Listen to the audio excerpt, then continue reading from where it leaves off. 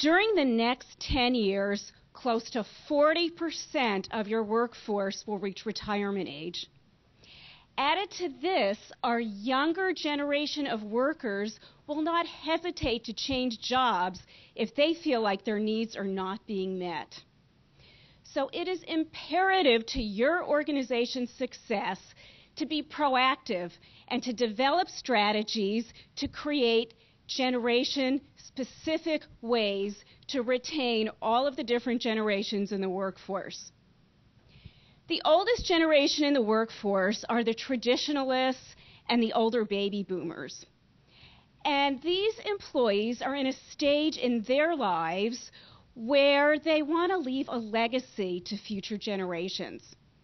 So it will be important to get them involved in experiences that will help them pass on their knowledge. And it will be essential to your organization to find ways to help these people pass on their knowledge so it just doesn't go walking out the door when they leave your organization.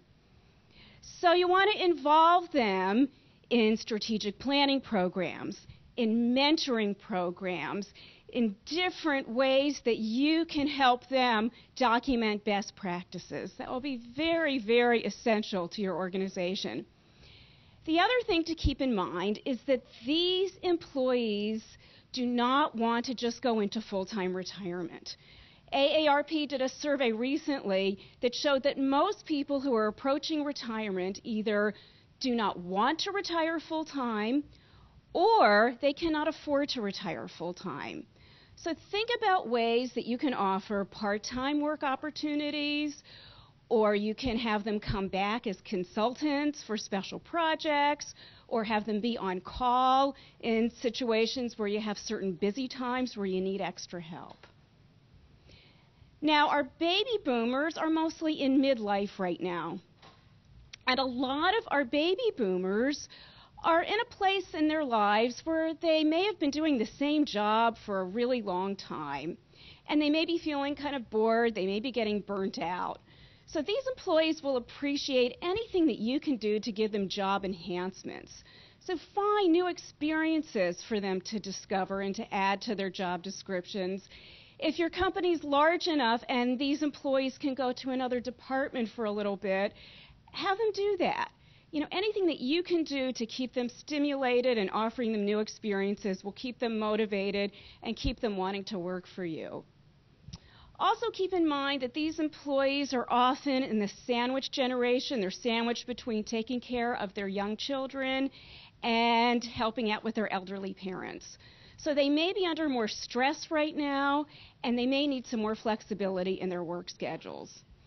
These employees will also be interested in mentoring programs and being involved in task forces because they also are interested in leaving a legacy to the younger generations. Now, the next generation are your Gen Xers. And what's important to keep in mind about Gen Xers is that they will want to stay in their job if they are given opportunities for career development.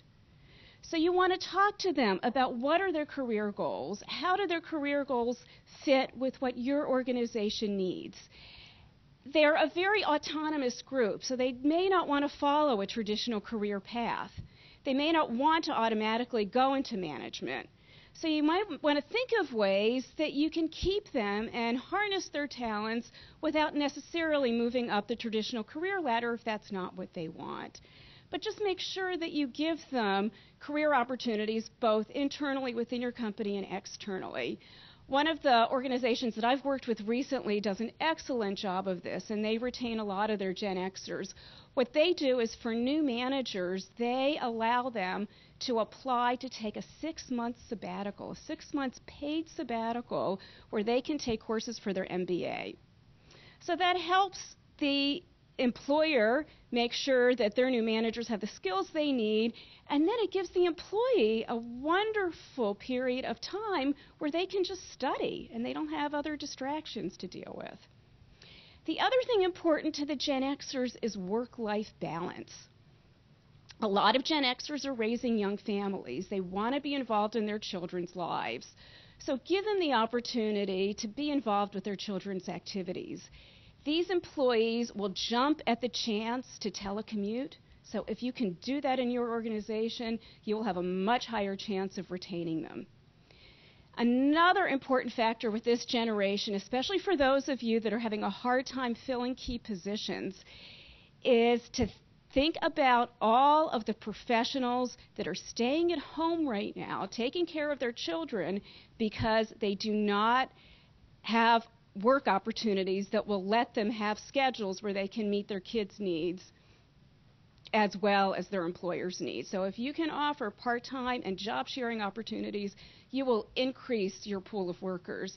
And one company that's doing a great job of that right now is New Seasons Market. I spoke to them recently, and they offer lots of part-time opportunities with benefits. They get a lot of Gen Xers. They get 500 applications a week.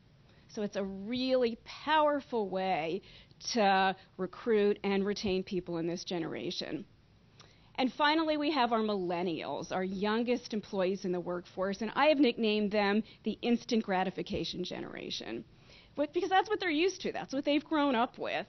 And you need to meet them where they are. You need to jump in quickly with this generation to make sure that they're hooked in to the company and that you're showing them how you can meet their career development needs. They want to move up the corporate ladder as fast as they can, and faster than a lot of people may want them to. So I'd encourage you to maybe add some more rungs in your career ladder so that they feel like they're moving up, but at a pace that you're comfortable with. But you can't waste time with them. One employer that I've worked with, this manager was just phenomenal with his millennials.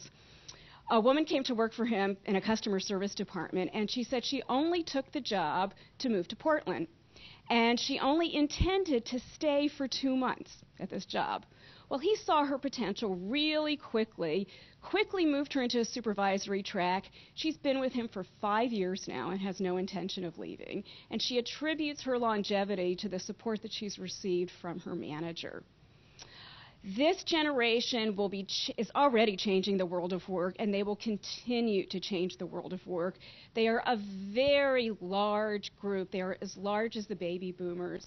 They are taking their social networking that came into being when they were teens, MySpace, Facebook, all these other ways of social networking. They're bringing that into the work world. Business Week just had an article just last week about that they're using MySpace and Facebook to connect with customers and to develop collegial relationships all over the world. So they're doing some really fascinating things, and it's really hard for those of us that aren't in that generation to stay on the cutting edge. So I encourage you to use your millennials to help you stay on the cutting edge, because they're going to be a lot quicker at picking this stuff up than those of us that have been around for a while.